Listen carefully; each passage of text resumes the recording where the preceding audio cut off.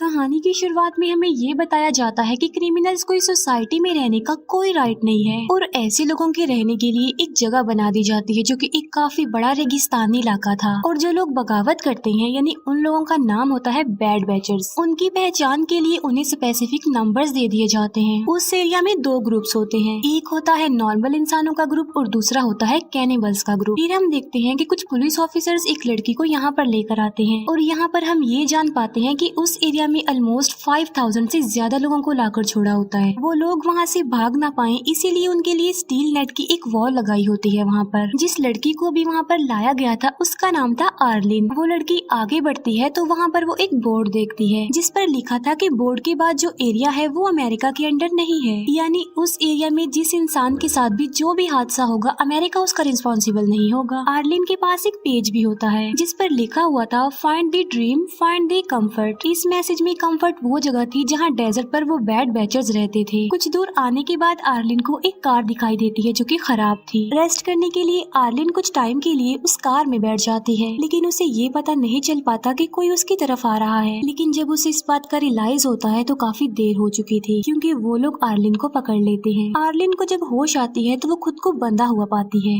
असल में उसे दो फीमेल्स किडनैप करके यहाँ पर लाई थी। उनमें से एक लेडी सॉ लेकर आर्लिन की तरफ आ रही होती है और वो आर्लिन का हाथ काटने लगती है। हाथ के साथ साथ वो आर्लिन का एक पैर भी काट देती है लंच बनाने के लिए, क्योंकि वो ग्रुप था कैनिबल का। डेजर्ट पर कुछ खाने को नहीं मिलता इसीलिए लोग कैनिबल्स बन जाते हैं, जबकि दूसरे ग्रुप के लोग कंफर्ट में रहते थे। जो कोई भी डेजर्ट में आता था ये कैनिबल्स उसे पकड़ लेते थे और उसे अपना खाना बना लेते थे। और ये कैनिबल खुद को बिल्कुल फिट रखते थे, अपनी हेल्थ का काफी ख्याल रखते थे। वहाँ पर बहुत सारे लोगों को इन्होंने प्रिजनर्स बनाया होता है जिनके हाथ पाँव भी काटे गए थे। कैनिबल्स को जब भूख महसूस होती है तो वो इंसानों को पकड़ लेते हैं और उनकी बॉडी का कोई भी पार्ट काट कर उसे खा लेते हैं। और अब तो आर्लिन भी उनकी विक्टिम बन चुकी थी। वो समझ चुकी थी कि वो इन कैनिबल्स का खाना बनने वाली है और अगर वो जिंदा रहना चाहती है तो उसे यहाँ से भागना होगा। लेकिन वहाँ से भागना काफी मुश्किल था क्योंकि उसका एक हाथ और पाँव कटे हुए थे और तो और उसे चेन से भी बांधा गया था। लेकिन आर्लिन को एक आइडिया आता है, वो अपनी पूरी बॉडी पर अपना वेस्ट मटेरियल लगा लेती है। नेक्स्ट डे एक कैनिबल लेडी आर्लिन को चेक करने के लिए आती है तो वो देखती है कि आर्लिन वेस्ट मटेरियल में लथपथ है। ये देखकर वो कैनिबल लेडी उसे आजाद कर देती है और आर्लिन को क्लीन करने के लिए खींच कर अपने साथ ले जाती है। फिर वो लेडी पानी लेने जाती है। इसी दौरान आर्लिन मौके का फायदा उठाकर एक रॉड छुपा लेती है। जब वो लेडी आर्लिन को क्लीन कर रही होती है तो आर्लिन उसी रॉड से उस पर स्टैब करती है जिससे वो कैनिबल लेडी गिर जाती है। फिर आर्लिन उस पर बार बार स्टैब करती है और कैनिबल लेडी की मौत हो जाती है। फिर आर्लिन क्रॉलिंग करते हुए वहाँ से भागने लगती है। आगे जाकर उसे एक स्केटिंग बोर्ड मिलता है जिसके जरिए वो वहाँ से भाग सकती थी। वो डेजर्ट काफी बड़ा होता है और आर्लिन थोड़ी दूर जाते ही थक जाती है और उसे भूख और प्यास लगने लगती है शिद्दत वाली, जिसकी वजह से आर्लिन बेहोश हो जाती है। वहीं पर एक आदमी था जो कि अकेला रहता था, यानी ना तो वो कंफर्ट ग्रुप का था और ना ही कैनिबल था। वो बूढ़ा था जिसकी वजह से वो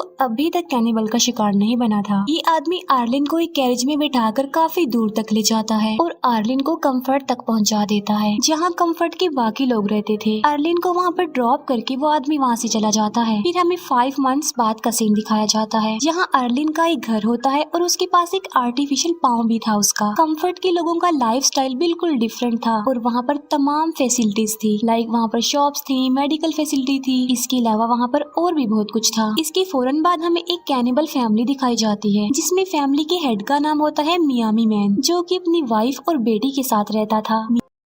मियामी मैन एक काफी अच्छा पेंटर था जो उस वक्त अपनी बेटी का स्केच बना रहा होता है। मियामी मैन एक लड़की के पास जाता है जिसे उसने प्रिजनर बनाकर रखा हुआ था और वो उसे मार डालता है। डिनर करने के लिए उस लड़की की बॉडी के टुकड़े टुकड़े कर देता है। फिर वो फैमिली रात का खाना खाती है। नेक्स्ट डे हम देखते हैं कि आर्लिन अपसेट थी क्योंकि वो अपने हाथ और पाँव को खोकर काफी दुखी होती है। उस वक्त वो अपनी बॉडी के पार्ट्स को मिस भी कर रही होती है। ये सोच रही होती है कि अगर उसकी बॉडी पूरी होती तो वो कितनी अच्छी लगती। साथ साथ उसे कैनिबल्स पर गुस्सा भी आ रहा था क्योंकि आखिर उन्हीं की वजह से तो वो ऐसी हुई थी। कैनिबल से बदला लेने के लिए वो एक गन लेती है और वहाँ से निकल जाती है। कंफर्ट से निकलने का एक दूसरा रास्ता भी होता है और वो दूसरे रास्ते को ही यूज करके वहाँ से निकलती है। मियामी मैन की वाइफ घर का कुछ सामान लेने का सोचती है, इसीलिए वो अपनी बेटी को भी साथ ले जाती है। दोनों माँ बेटी पुराने सामान में से जरूरी सामान ढूंढ रही होती है, लेकिन आर्लिन कुछ दूरी से उन्हें देख लेती है और वो उन लोगों के पास जाती है। आर्लिन को जब ये बात पता चलती है कि वो दोनों कैनिबल है तो तो वो डिसीजन लेती है उन्हें मार डालने का। मियामी की वाइफ उसे कहती है कि प्लीज हमें जाने दो, हमने तुम्हारा कुछ नहीं बिगाड़ा है, मगर आर्लिन उसकी एक नहीं सुनती, बल्कि वो कहती है कि मैंने भी तुम जैसे कैनिबल लोगों से अपनी जान की भीख मांगी थी, लेकिन उनको मुझ पर तरस नहीं आया, बल्कि उन्होंने मेरा एक हाथ ही काट दिया। ये कहते ही आर्लिन मियामी की वाइफ को शूट करके मार डालती है। मियामी की वाइफ जब मर जाती है तो उसकी बेटी को कुछ समझ नहीं आता कि आखिर मेरी मदर को क्या हो गया है, क्योंकि वो कुछ भी नहीं बोल रही है। बच्ची को अकेला देखकर आर्लिन को उस पर तरस आ जाता है और वो डिसाइड करती है कि वो इस बच्ची को नहीं मारेगी। वो उस बच्ची को अपने साथ कंफर्ट एरिया में ले जाती है। इन दोनों को कंफर्ट जाते हुए वो अकेला आदमी देख लेता है। कंफर्ट में उस बच्ची को एक रैबिट पसंद आ जाता है, इसीलिए आर्लिन उस बच्ची के लिए वो रैबिट परचेज कर लेती है। बाद में आर्लिन उस बच्ची को अपने ही घर ले जाती है। शाम होने वाली थी और मियामी की वाइफ और बेटी अभी तक घर नहीं आए थे, इसीलिए उसको फिक्र हो रही थी। मियामी मैन उन दोनों को ढूंढने के लिए निकल पड़ता है। वो उसी जगह पर जा पहुंचता है जहाँ पर पुराना सामान पड़ा हुआ था। वो देखता है कि उसकी वाइफ की डेड बॉडी को कौवे खा रहे हैं और उसकी बेटी भी लापता थी। उसका कुछ भी पता नहीं चल पा रहा था कि वो कहाँ गई। सडन मियामी की नजर उस अकेले आदमी पर जाती है जो कि पुराने सामान के पास खड़ा हुआ कुछ ढूंढ रहा होता है। मियामी उस आदमी को अपनी बेटी का स्केच दिखाता है और ये पूछता है कि क्या आपने इसे कहीं पर देखा है। वो आदमी मियामी को कहता है कि ठीक है, मैं तुम्हें बता देता हूँ कि तुम्हारी बेटी कहाँ पर है, लेकिन उसके लिए एक शर्त है, और वो ये कि तुम मेरा भी सेम ऐसा स्केच बनाओ। अब क्योंकि मियामी के पास और कोई ऑप्शन नहीं होता, इसीलिए वो उस आदमी का भी स्केच बना देता है। फिर वो आदमी मियामी को एक क्लू देता है। वो उसकी बेटी के स्केच पर लिख देता है फाइंड कंफर्ट। ये उस तरफ इशारा था, यानी उसकी बेटी कंफर्ट में है। रात को अर्लिन उस बच्ची को एक क्लब में लेकर जाती है जहाँ पर कंफर्ट एरिया का सबसे ज्यादा रिच आदमी होता है, जिसका नाम होता है दी ड्रीम। ड्रीम को सब लोग वहाँ पर अपना हीरो समझते थे, क्योंकि वो अकेला ही पूरे कंफर्ट में ड्रग्स सप्लाई करता था। अजीब बात ये थी कि उस ड्रग में एक किस्म का मैजिक था और जो आदमी उस ड्रग को लेता था वो अलग ही दुनिया में खो जाता था। उसका माइंड अलग ही डायरेक्शन में चलने लगता था। ऐसा फील होता है कि जैसे इंसान ड्रीम में आ गया है, इसीलिए तो उस आदमी का नाम ड्रीम होता है। और ड्रीम कंफर्ट का मेयर भी था। पार्टी में ड्रीम सबको ड्रग देता है। उस वक्त आर्लिन भी एक ड्रग ले लेती है। इसी दौरान मियामी की बेटी का रैबिट उसके हाथ से छूट जाता है और वो उसे लेने जाती है। इसी कोशिश में वो बच्ची आर्लिन से काफी दूर चली जाती है। वो बच्ची ड्रीम के पास पहुंच जाती है और वो उसे अपने साथ ले जाता है।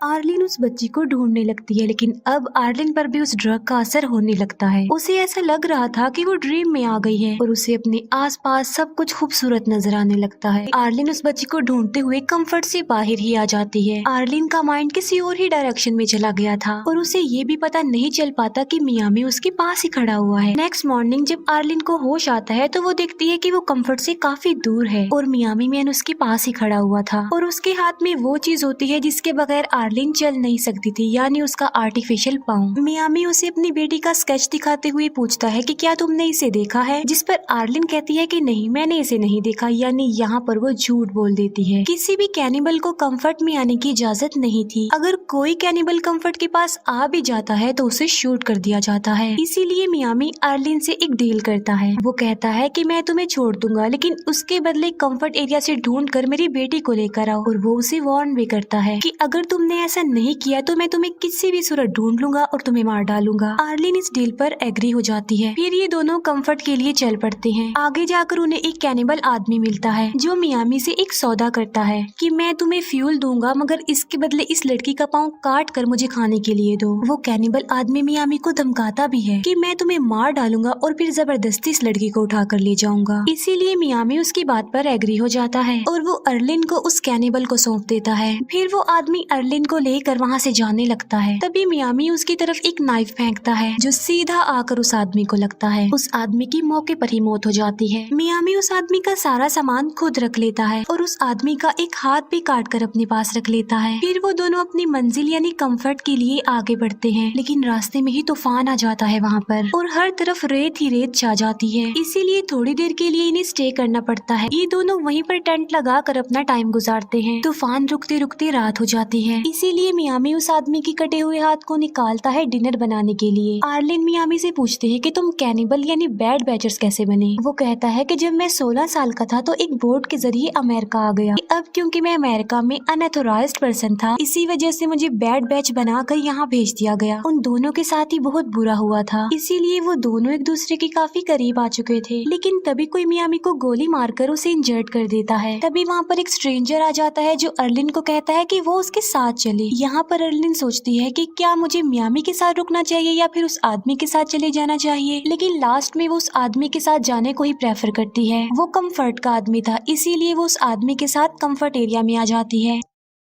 लेकिन कंफर्ट में आने के बाद उसे अच्छा फील नहीं हो रहा था। कंफर्ट में आकर वो खुश नहीं थी। वो उस टाइम को याद कर रही थी जब मियामी ने उसकी जान बचाई, उसका ख्याल रखा। जो टाइम उन्होंने साथ गुजारा था, अर्लिन उसे बड़ा मिस कर रही थी क्योंकि वो मियामी को लाइक करने लग गई थी। इसीलिए वो फैसला करती है कि वो मियामी के पास वापस चली जाएगी और उसी के साथ ही रहेगी। इसीलिए अर्लिन उसी जगह पर पहुंच जाती है। वहाँ पर उसे मियामी तो नहीं मिलता, लेकिन उसकी नोटबुक मिल जाती है जिस पर वो स्केचेस बनाता था। अर्लिन उस नोटबुक को उठा लेती है और वापस कंफर्ट में आ जाती है। वो अकेला आदमी डेजर्ट में बिल्कुल अकेला बैठा हुआ था। तभी वो देखता है कि कुछ दूरी पर बहुत सारे कौवे उड़ रहे हैं और वो समझ जाता है कि वहाँ पर जरूर कुछ न कुछ है। पास जाकर चेक करने पर वो देखता है कि वहाँ पर मियामी भी होश पड़ा हुआ है। वो मियामी की मदद करता है। वो एक कौवा पकड़ता है और मियामी को खिलाता है ताकि उसे थोड़ी ताकत मिले। दूसरी तरफ अर्लिन मियामी की नोटबुक देख रही होती है जिसमें डिफरेंट टाइप्स के स्केचेस बने हुए थे। उन स्केचेस में एक स्केच मियामी की बेटी का भी था। अर्लिन फैसला करती है कि वो किसी भी सूरत में उस बच्ची को ढूंढ लेगी। वो मियामी की बेटी का स्केच लेकर सारे कंफर्ट वालों से पूछती है कि क्या किसी ने उसे देखा है, मगर किसी ने भी उस बच्ची को नहीं देखा होता। थक हार कर अर्लिन एक जगह पर बैठ जाती है। फिर वो देखती है कि कुछ लेडीज ड्रीम के घर से बाहर आ रही हैं। वहीं पर एक लेडी के साथ मियामी की बेटी भी होती है। यहाँ पर हम ये जान पाते हैं कि असल में ड्रीम ने मियामी की बेटी को अडॉप्ट कर लिया था क्योंकि उसकी कोई औलाद नहीं थी। अब फाइनली अर्लिन को पता चल जाता है कि आखिर मियामी की बेटी कहाँ पर है, लेकिन वो सोचती है कि मैं उस बच्ची को कभी भी वापस नहीं ला सकूंगी क्योंकि ड्रीम बहुत पावरफुल है, उसके पास सारी अथॉरिटी है और वो ऐसा नहीं होने देगा। उसे एक आइडिया आता है और वो ड्रीम के पैलेस पे जाती है। पैलेस में बहुत सारी औरतें ड्रग्स बना रही थी। ड्रीम वहाँ आकर बताता है कि आज वो जो कुछ भी है इस ड्रग की वजह से है। अर्लिन कहती है कि मैं भी इन औरतों की तरह इस पैलेस में काम करना चाहती हूँ, जिस पर ड्रीम इस बात पर राजी हो जाता है। एक लेडी अर्लिन को एक रूम में ले जाती है जहाँ पर अर्लिन वॉशरूम का बहाना बनाकर चुपके से अपने नकली पाँव में से गन निकाल लेती है। वो उस लड़की को गन पॉइंट पर लाकर प्रिजनर बना लेती है। वो ड्रीम को कहती है कि अगर तुम बच्ची को छोड़ दोगे तो मैं इस लेडी को छोड़ दूंगी। वो लेडी ड्रीम की वाइफ थी, इसीलिए ड्रीम को उसकी बात माननी पड़ती है। अर्लिन, वो लेडी और वो बच्ची तीनों एक कैरेज में बैठकर वहाँ से जाने लगते हैं। कंफर्ट एरिया से बाहर आने के बाद अर्लिन उस लेडी को छोड़ देती है और जाने देती है। फिर अर्लिन और वो बच्ची डेजर्ट की तरफ आगे बढ़ते हैं। आगे जाकर उन्हें मियामी मैन भी मिल जाता है जो कि उस अकेले आदमी की हेल्प की वजह से काफी बेटर हो गया था। अर्लिन उस बच्ची को मियामी मैन के हवाले कर देती है और वो मियामी को कहती है कि प्लीज मुझे भी तुम अपने साथ ले चलो। मियामी उसे कहता है कि ऐसा नहीं हो सकता। वो उसे काफी समझाने की कोशिश करता है। वो कहता है कि हमारी दुनिया में तुम्हारे लिए मौत के सिवा और कुछ नहीं है क्योंकि हम कैनिबल हैं और तुम किसी न किसी दिन कैनिबल का खाना बन सकती हो, इसीलिए तुम्हारे लिए बेहतर है कि तुम अपने ग्रुप यानी कंफर्ट में चली जाओ। अर्लिन कहती है कि नहीं, मैं वापस नहीं जाऊंगी। वो कहती है कि मुझे इससे कोई फर्क नहीं पड़ता कि तुम कैनिबल हो, मुझे बस तुम्हारा साथ चाहिए। मैं तुम्हारे साथ रहना चाहती हूँ क्योंकि मैं तुम्हें लाइक करती हूँ। मियामी की बेटी उसे कहती है कि मुझे भूख लगी है और मैंने नूडल्स खाने हैं, ना कि गोश्त खाना है। अब वहाँ पर तो नूडल्स मिल नहीं सकते थे, इसीलिए मियामी मैन उसके खरगोश को मार डालता है और वो ही उसे खिला देता है। वो लोग हैप्पी लाइफ गुजारने लगते हैं और यहीं पर ये मूवी एंड हो जाती है। Thank you for watching.